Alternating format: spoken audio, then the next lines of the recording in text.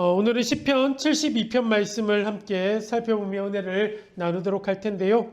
오늘은 왕의 모습으로 살아가는 크리스천이라는 제목으로 크리스천들은 어떠한 모습과 자세로 이 땅에서의 삶을 살아가야 하는가? 주님이 다스리시고 통치하시는 하나님의 나라를 이 땅 가운데 세워나가며 왕의 모습으로 하나님 나라를 확장시켜 나가기 위해서 어떠한 삶의 모습으로 살아가야만 하는가? 이런 내용을 함께 고민해보고 허락해 주신 본문의 말씀을 통해서 그 해답을 찾아보고자 합니다. 오늘 함께 봉독한 시편 72편은 표제어가 이렇게 붙어 있습니다. 뭐라고 붙어 있습니까? 표제어가?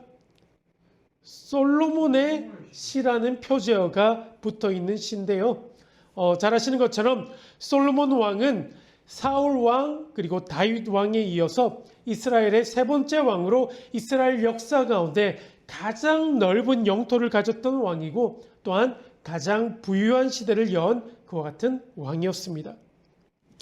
이 시는 표제와 같이 솔로몬이 지은 시다 이렇게 보는 견해가 일반적인데요. 실제로 오늘 본문을 시작하는 1절에서 하나님이여 주의 판단력을 왕에게 주시고 이 부분에서 하나님께 지혜를 구했던 왕이 되고 나서 하나님께 지혜를 구했던 솔로몬 왕을 가장 먼저 우리가 떠올릴 수 있기 때문입니다. 그리고 10절 말씀을 보시게 되면 다시스와 섬의 왕들이 조공을 바치며 스바와 시바 왕들이 예물을 드리로다. 이 말씀에서도 솔로몬이 이스라엘을 다스리던 시대에 여러 나라들이 이스라엘의 예물과 조공을 바치는 모습을 통해서 막강한 힘을 가지고 있었던 그 이스라엘 모습을 떠올릴 수 있을 것 같습니다. 그래서 열왕기상 10장을 보시게 된다면 오늘 본문의 10절 말씀, 그러니까 스바 여왕이 솔로몬을 찾아왔던 장면이 기록되어 있음을 여러분들 보실 수 있으실 것 같습니다. 그래서 이러이러한 내용들을 통해서 오늘 이 시편 72편의 표제어를 솔로몬의 시라고 하면서 솔로몬이 지었을 것이다. 많은 이들이 이렇게 추측하고 있는 것입니다. 자, 그런데 재미있는 것은 우리가 오늘 함께 읽은 본문은 아니지만 72편의 마지막 절인 20절을 보시게 된다면 20절 말씀 한번 이렇게 보여주시겠습니까? 넘기면 아마 있을 거예요. 한 번 더 이렇게 넘겨주시고 20절 말씀 이새의 아들 다윗의 기도가 끝나니라 이렇게 기록되어 있음을 보게 됩니다. 이새의 아들 다윗의 기도가 끝나니라. 어떻습니까? 이 구절만 보게 되면 다윗이 지은 시처럼 보이지 않습니까? 자, 이러한 이유 때문에 오늘 본문이 솔로몬의 시라고 표제어는 되어 있기는 하지만 솔로몬이 지은 것이 아니라 다윗 왕이 아들 솔로몬을 위해 지은 시다 이렇게 보는 견해도 있습니다. 자, 이런 이와 같은 여러 가지 정황을 통해서 이 시편 72편이 어떠한 시인가를 정리해 보자면 이 시편은 왕들을 위한 기도일 것이다. 즉 이 시를 통해 솔로몬 왕이나 다윗 왕뿐만이 아니라 이스라엘을 다스리는 왕이라면 누구나 가져야 할 가장 이상적인 왕의 모습에 대해서, 즉 참된 지도자의 모습을 소개하고 있는 것이다. 이렇게 여러분들에게 이 시에 대해서 소개해드리고 싶습니다. 자, 그 때문인지 이 시편 72편의 내용에는 구약에서 예언자와 선지자들이 이 땅에 참된 왕으로 오실 메시아에 대해서 선포하신 말씀과 비슷한 내용들이 많이 나오고 있음을 발견하게 됩니다. 자, 그래서 2절 말씀을 우리가 보시게 된다면 왕이 주의 백성을 공의로 재판하고 정의로 가난한 자들을 재판할 것이라는 말씀. 자, 그리고 3절 말씀을 보시게 된다면 의로 말미암아 산들이 백성에게 평강을 주며 작은 산들도 그리하리라. 의로 말미암아 백성에게 평강을 허락해 주신다는 말씀이. 그리고 7절 말씀을 보시게 되면 그의 날에 의인이 흥왕하여 평강의 풍성함이 달이 닿을 때까지 이르리로다. 의인이 흥왕하고 평강이 풍성하게 된다는 말씀이 바로 그것들입니다.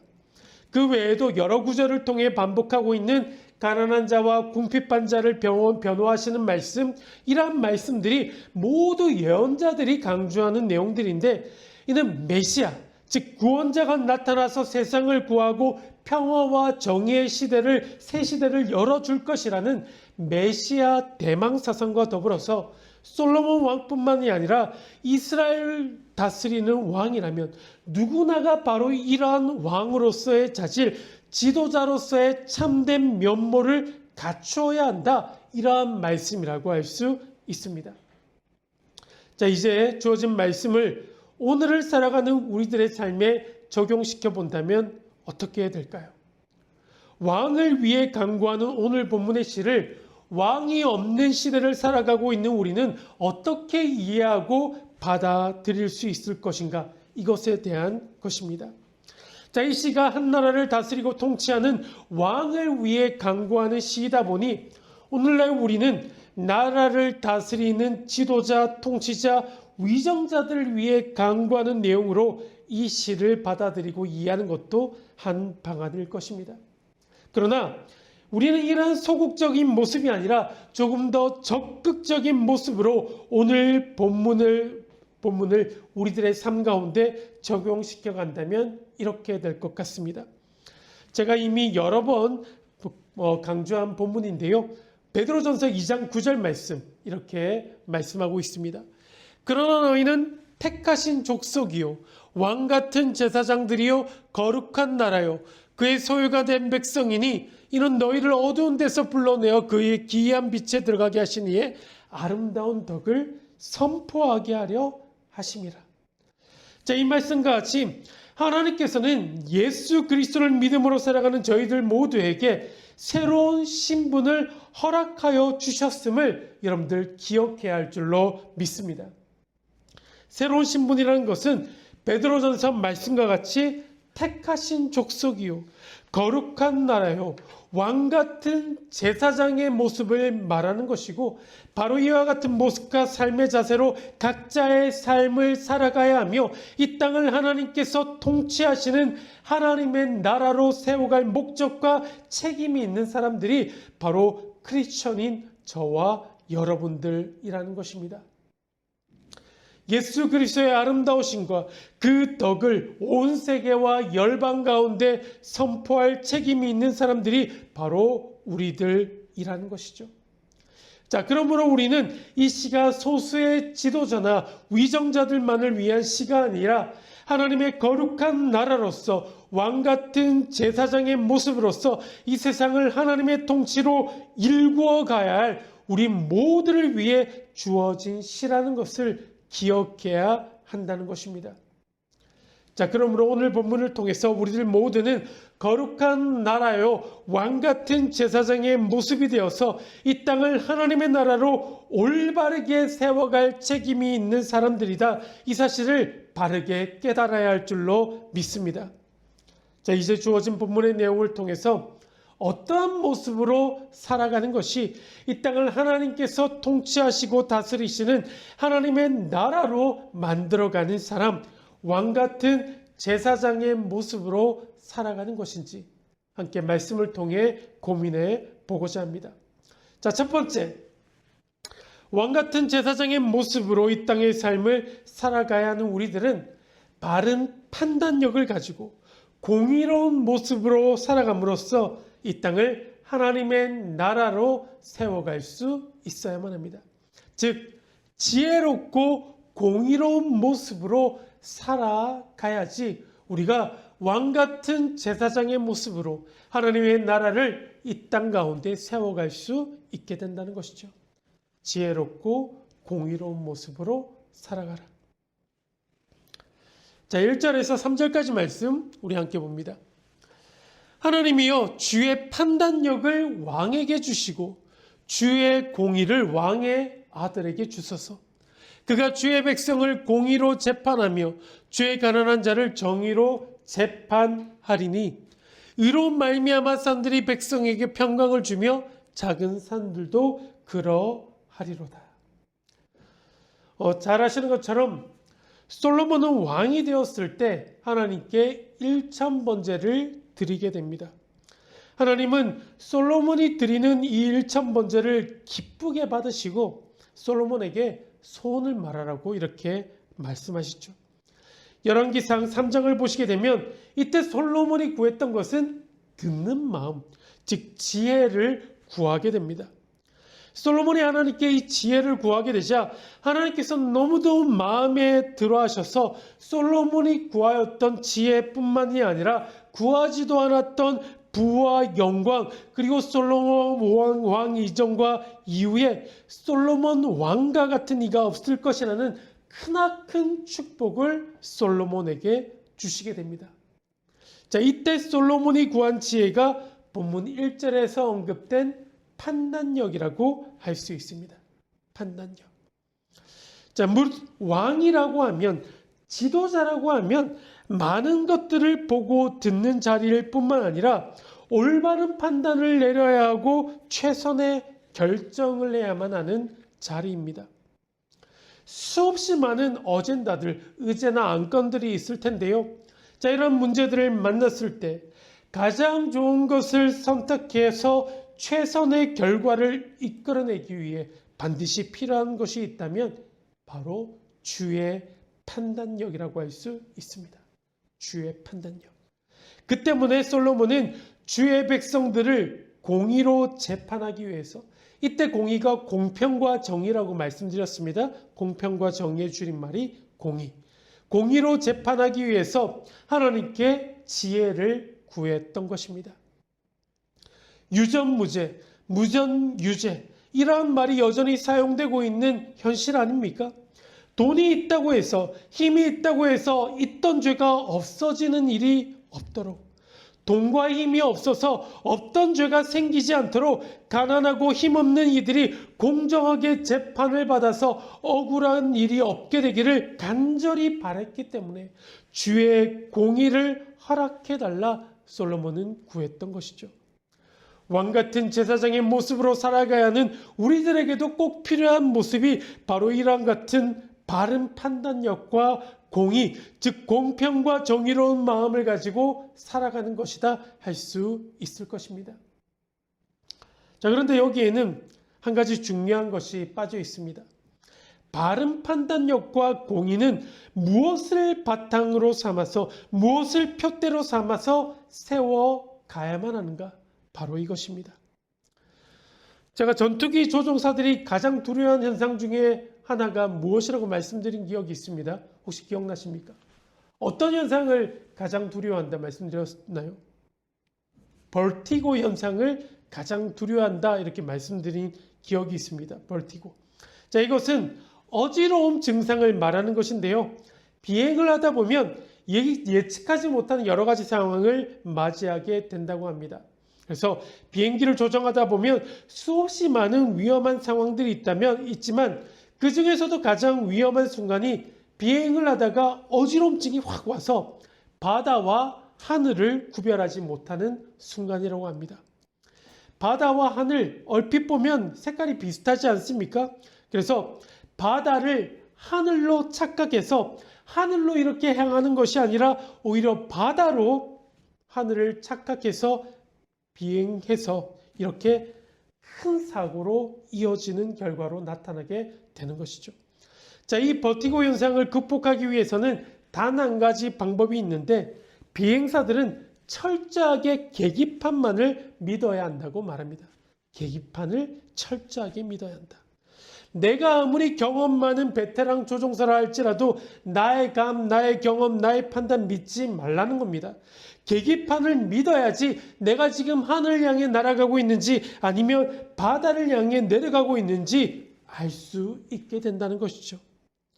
가장 엘리트 비행사라고 할 수 있는 공군 전투기 조종사들도 훈련받을 때 이 내용을 정말로 중요하게 생각해서 집중적으로 가르친다고 합니다. 나의 경험이나 판단 믿지 말고 비행기 계기판을 믿어야 한다. 참고로 말씀드리지만 1500시간 이상 훈련된 숙련된 전투기 조종사 한 명을 양성하는데 얼마만큼의 비용이 드는지 아십니까? 전투기 조종사 한 명 양성하는데 어느 정도 들까요? 선은 얼마만큼 들 것 같습니까? 몰라요? 어느 정도? 10억보다 조금 더, 훨씬 더 많이. 50억보다 더 많이. 1000억보다 좀 많이 적게. 100억 정도가 든다고 합니다. 109억 5천만 원 정도의 비용이 든다고 알려져 있죠. 전투기 조종사 한 명을 양성하는데. 그러니까 한순간의 방심이 이토록 오랜 시간과 어마어마한 비용을 투자해 양성한 조종사를 할지라도 죽음에 이르게 할 수 있기 때문에 철저하게 계기판을 의지한다. 이것을 중요하게 생각하고 계속해서 가르치고 있는 것입니다. 사랑하는 모퉁이 교회 성도님들, 이 이야기를 우리 삶에 적용시켜 본다면 어떻게 될까요? 신앙생활하는 동안에 우리도 역시 나의 경험과 나의 이성적인 판단과 우리 공동체가 세운 전통 등을 지나치게 의존해서 신앙생활하는 경우가 종종 있다라는 겁니다. 그러나 우리가 알아야 하는 것은 아무리 좋은 경험이라 할지라도 나의 이성적인 판단이 아무리 훌륭하다 자부한다 할지라도 내가 살아온 삶의 환경과 전통들이 그 아무리 대단하다 할지라도 이것만을 의지하는 것은 그리스도인들이 진정으로 나아가야 할 방향성이 될 수 없다는 겁니다. 우리 신앙의 삶에도 우리가 하늘을 향해 올바르게 나아가고 있는지 아니면 바다를 향해 나아가고 있는지를 분명하게 알려줄 계기판이 있어야 하지 않겠습니까? 그것은 바로 하나님의 말씀이 되어야 합니다. 하나님의 말씀. 우리는 예수 그리스도를 믿음으로 말미암아 이미 구원을 받은 자입니다. 우리는 우리가 가진 이 믿음으로 이미 하나님의 나라의 백성이 된 사람들입니다. 그래서 고린도후서 5장 17절 말씀에는 이렇게 기록하고 있죠. 그런즉 누구든지 그리스도 안에 있으면 새로운 피조물이라. 이전 것은 지나갔으니 보라 새 것이 되었도다. 그리스도를 믿고 그리스도 안에 있는 우리들이라면, 새로운 피조물이 된 우리들이라면 이전에 우리가 가졌던 삶의 모습 그대로 살아서는 안 됩니다. 우리들의 앞으로의 삶의 모습, 앞으로의 신앙생활은 그리스도 안에 있기 전에, 새롭게 되기 전에 가지고 살았던 나의 경험이나 나의 이성적인 판단이나 전통들로 해서는 안 된다라는 말입니다. 예수님 만나고 난 이후, 예수님을 알고 난 이후에는 새로운 존재로, 새로운 모습으로, 새로운 관점으로 살아가야만 합니다. 구원받은 이후의 삶은 새로운 하나님의 법칙으로 살아가야 하고 하나님께서 주신 새로운 룰대로 살아가야 합니다. 그것이 바로 하나님의 말씀을 기준으로 삼고 하나님께서 주신 이 소중한 이 말씀들을 붙들고 그리스도인의 삶을 살아가야 한다는 것이죠. 결국 키는 하나님입니다. 하나님을 말씀을 붙들고 하나님께 기도함으로 살아갈 때 하나님께서 우리들에게 올바른 판단력을 더하여 주실 것입니다. 하나님의 말씀을 기준으로 삼고 언제나 하나님과 함께할 때 비로소 공의로운 모습으로 우리들의 삶을 살아가게 된다는 것이죠. 솔로몬은 나라를 잘 다스리기 위해서 최선의 판단을 하고 결정을 하기 위해서 정말로 필요한 것을 구했습니다. 우리도 이 땅에서 거룩한 나라요, 왕같은 제사장의 모습으로 살아가는 동안 많은 것들을 판단하고 결정해야만 할 것입니다. 그래서 우리에게도 솔로몬이 구한 이 기도가 너무도 필요합니다. 솔로몬이 지혜를 구할 때 듣는 마음을 달라고 기도하였던 것처럼 하나님의 음성을 듣기를 원하는 기도를 드림으로 나아갈 때 하나님께서 그 기도에 응답하실 때 비로소 우리는 하늘의 지혜를 가지고 올바른 판단을 내리는 자들, 공의로운 모습으로 이 땅에서의 삶을 살아가게 된다는 것이죠. 하나님께서 허락하여 주신 지혜와 판단력으로 하나님의 공의를 이 땅 가운데 이루어가는 우리 모두 되기를 우리 주의 이름으로 축복드립니다. 자, 첫 번째, 왕같은 제사장의 모습으로 이 땅을 하나님의 나라로 세워가기 위해서 하나님께서 허락해 주신 지혜를 가지고 올바른 판단, 공의를 행하는 모습으로 살아가야만 합니다. 하늘의 지혜와 공의로운 모습으로 살아가야 한다. 자, 두 번째, 왕 같은 제사장으로 이 땅에서 하나님 나라를 이루어가야 하는 우리들은 하나님께서 주시는 긍휼의 마음을 가지고 살아가야만 합니다. 긍휼한 마음을 가지고 살아가야 한다. 자, 4절 말씀 우리 함께 봅니다. 그가 가난한 백성의 억울함을 풀어주며 궁핍한 자의 자손을 구원하며 압박하는 자를 꺾으리로다. 자, 그리고 12절과 13절에도 동일한 비슷한 말씀이 나옵니다. 그는 궁핍한 자가 부르짖을 때 건지며 도움이 없는 가난한 자도 건지며 그는 가난한 자와 궁핍한 자를 불쌍히 여기며 궁핍한 자의 생명을 구원하며. 결국 하나님께서 원하시는 삶의 모습은 바로 이러한 모습이라는 생각이 듭니다. 하나님께서 왕 같은 제사장들인 우리 크리스천들을 통하여 세워가기를 원하시는 하나님 나라의 참된 모습은 아모스 선지자가 그토록 부르짖었던 정의가 물처럼 공의가 강같이 흐르는 나라일 것입니다. 정의가 강물처럼 흐르는 그 나라에서는 반드시 궁휼한 마음으로 가난하고 궁핍한 자에게 관심을 가져야 할 것을 강조하고 있는 말씀들인 것이죠. 물론 지도자라고 한다면 모든 백성들의 필요를 돌아보며 그들이 가진 권리를 보호해 주어야만 할 것입니다. 한 걸음 더 나아가서 참된 지도자라고 한다면 이 땅에서 하나님 나라를 세워가야 하는 왕 같은 제사장인 우리들이라면 더욱더 가난하고 소외된 이들을 향한 긍휼한 마음을 품음으로 살아가야만 합니다. 하나님과 함께하는 사람들이라면 가난한 사람의 아픔과 궁핍한 자의 고통의 소리를 듣는 사람들입니다. 소리를 듣는 것으로 그치지 않고 그들이 내는 소리를 들었다면 적극적인 행동을 보일 것까지 포함되어 있는 것이죠. 궁휼한 마음을 가지고 그들을 돌아보며 소외되고 아파하고 힘들어하고 있는 사람들이 있다면 지금 그들이 당하고 있는 그 고통과 억압으로부터 건져내야 합니다.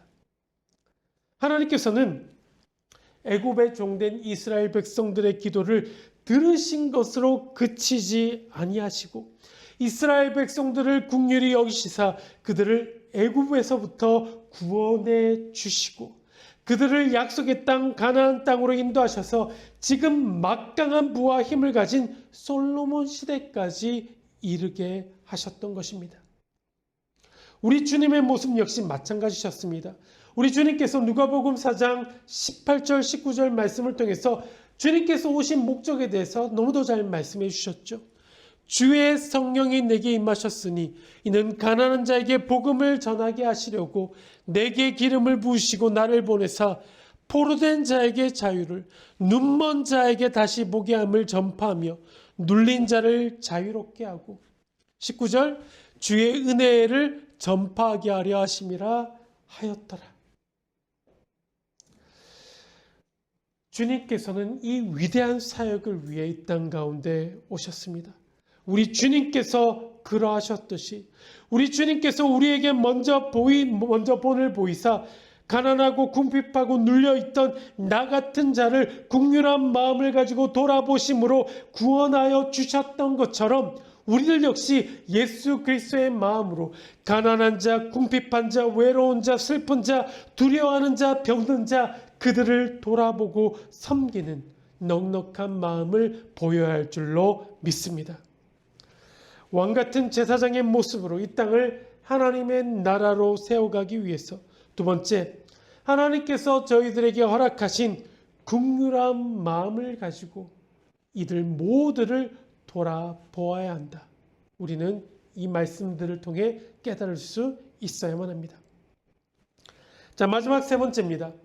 왕 같은 제사장인 우리들은 이 땅에 하나님께서 다스리시는 하나님 나라로 만들어가기 위해 만나게 될 모든 이들에게 선한 영향력을 계속해서 끼치는 삶을 살아가야만 합니다. 선한 영향력을 끼치며 살아가라. 우리가 선한 영향력을 끼치는 삶을 계속해서 살아갈 때 이 땅을 우리가 하나님의 나라로 만들어갈 수 있습니다. 자, 마지막으로 6절과 7절 말씀입니다. 그는 뱀풀 위에 내리는 비같이 땅을 적시는 소낙비같이 내리리니 그의 날에 의인이 흥왕하여 평강의 풍성함이 달이 닿을 때까지 이르리로다. 7절 이 말씀 계속해서 놔둬놓으시죠. 뱀뿔에서 다시 새싹이 돋아나게 하기 위해서, 메마른 땅이 기름진 땅으로 변하기 위해서는 그 위에 반드시 하나님께서 허락하시는 은혜의 단비가 내려야만 합니다. 은혜의 단비. 저희 교회 정원에 철쭉이 이렇게 몇 그루 있습니다. 올여름 얼마나 무더웠습니까? 정원에 있는 큰 나무들에는 제가 물을 이렇게 잘 주어가지고 나무에는, 큰 나무에게는 물이 잘 갔는데 철쭉에는 물이 좀 이렇게 잘 가지 않은 것들이 좀 있었나 봅니다. 그러다 보니 여름 무더위에 철쭉나무 잎이 완전히 말라버린 것들이 몇 그루 생기게 됩니다. 이게 과연 다시 살아날까? 꽃이 다시 필까? 이런 생각이 들 정도로 말라버렸죠. 자, 그런데 얼마 전에 긴 가뭄을 해결시켜준 비가 듬뿍 내린 날이 있었습니다. 자, 그 뒤로 철쭉 그렇게 몇 그루에 간신히 붙어있던 말라 비틀어진 잎들이 떨어지기 시작하더니 그 위에 다시 푸릇푸릇한 새잎이 날 준비를 하는 것 아니겠습니까? 이것이 바로 뱀풀 위에 내리는 비, 땅을 적시는 소낙비가 담당하는 역할인 것입니다. 왕같은 제사장으로 하나님의 나라를 이 땅 가운데 세워나가는 우리들의 삶은 뱀풀 위에 내리는 비와 같이, 땅을 적시는 소낙비와 같이 생명을 살리는 비와 같은 모습이 되어야 한다. 즉 우리가 만나게 될 모든 이들에게 선한 영향력을 듬뿍 끼치는 모습이 되어야 한다는 것을 이야기하고 있는 것입니다. 자, 그런데 이러한 모습은 단발로 그쳐서는 안 됩니다. 계속해서 이어져야 하는 모습인 것이죠. 뱀풀 위에 비가 내릴 때, 메마른 땅에 소낙비가 내릴 때 온 세상이 하나님의 생명으로 충만하게 되는 것처럼 우리들의 삶이 이 땅의 비와 같은 존재들이 되어야만 합니다. 우리들 각자의 삶에도 단비와 소낙비와 같은 역할을 감당할 수 있어야만 하는 것이죠. 메마르고 척박하고 고통 가운데 있는 자들이 있다면 그들에게로 나아가서 메마른 땅을 적시고 생명을 솟게 하는 담비와 같이 그들에게 선한 영향력을 끼치며 그들을 복음으로 새로운 삶을 살아가도록 만들어야 한다는 겁니다. 누군가에게 해를 끼치고 악한 영향력을 끼치는 사람이 아니라 가정에서나 직장에서나 학교에서나 공동체 속에서 유익을 끼치는 사람들, 선한 영향력을 끼치는 사람들, 다른 사람의 유익을 위해 살아가는 사람들, 그리고 만나는 모든 이들이 주님의 사랑을 깨닫고 생명으로 돌아오는 이 귀하고도 복된 일에 우리들의 삶을 헌신할 수 있어야만 합니다. 우리가 이러한 모습으로 살아가게 될 때 선한 영향력을 이 땅에서 계속해서 끼치며 살아갈 때 본문 7절 말씀, 의인이 흥왕하여 평강의 풍성함이 달이 닿도록 지속되는 크나큰 역사를 하나님께서 우리를 통해 이루어 가실 줄로 믿습니다. 말씀을 정리합니다. 이번 주일을 살아가는 가운데 거룩한 나라요, 왕같은 제사장의 모습으로 하나님의 나라를 이 땅 가운데 세워나가는 그와 같은 귀한 사명을 감당하시게 되는 사랑하는 모든 성도님들의 삶이 되시기를 우리 주님의 이름으로 간절히 축복하며 축원드립니다. 아멘. 하나님, 오늘 허락해 주신 말씀을 통해 우리 모두는 하나님의 나라를 이 땅 가운데 세워가야 할 막중한 책임을 가진 사람들이라는 것을 깨닫게 하시니 감사를 드립니다. 하나님께서 주신 이 사명을 이루는 일을 위해 하나님, 저희 모두가 하늘의 지혜를 구하는 자들 되게 하시고 선한 영향력을 끼치며 국민한 마음을 품고 우리 주변에 있는 이웃들을 돌아볼 수 있는 우리 마음 가운데 넉넉함을 허락하여 주시옵소서. 그리하여 우리의 그와 같은 행동들을 통해 우리 선한 이웃들이, 우리 이웃들이 예수 믿는 자들은 무엇인가 달라도 다르구나 이것을 깨닫게 하시고 우리의 이와 같은 모습들을 통해 하나님 나라가 이 땅 가운데 세워져 가는 아름답고 놀라운 일들을 바라보며 목도할 수 있는 우리 사랑하는 모든 성도님들의 귀한 삶이 될 수 있도록 우리 모두의 삶을 축복하시고 인도하여 주시옵소서. 이제는 우리 주 예수 그리스도의 은혜와 하나님 아버지의 극진하신 사랑하심과 성령님의 감화감동 교통하심의 은혜가 하나님의 나라를 이 땅 가운데 세워나가는 막중한 사명을 위해 우리 삶을 드리기를 소원하며 결단하는 사랑하는 모든 성도님들의 삶과 삶의 자리 가운데 지금부터 영원토록 함께하여 주시기를 우리 주 예수 그리스도는 받들어 간절히 축원드리옵나이다. 아멘. 다시 한번 성경의 단비를 부소서. 마른 심령 위에 생명의 비가 내리게 하소서. 다시 한번 우리 새롭게 하소서. 기쁨으로 외치게 하소서.